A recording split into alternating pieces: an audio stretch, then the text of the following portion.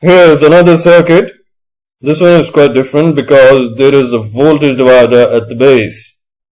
Again, we are given beta as 100 and we are asked to find all the node voltages and branch currents. So, we start our analysis by assuming that this transistor is in active mode. However, let's first resolve the left-hand side of the circuit. Let's use the Thevenin's theorem.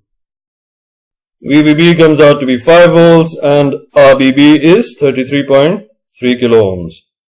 So let me incorporate them in the circuit.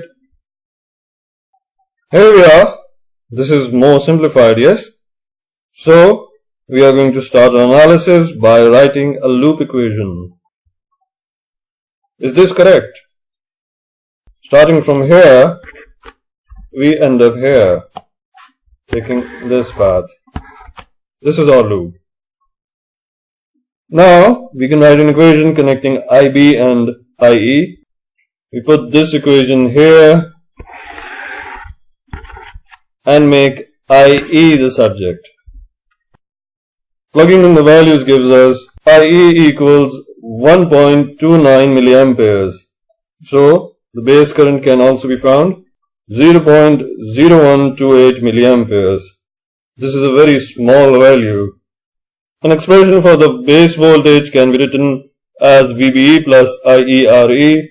Remember, base is here, not here. This comes out to be 4.57 volts, and similarly we can find IC and VC. IC can be found by IE, 1.28 milliamperes, and VC is 8.6 volts. Now we check our assumption. VC minus VB is 4.03 volts, which is greater than minus 0.4. So the transistor was indeed in the active mode.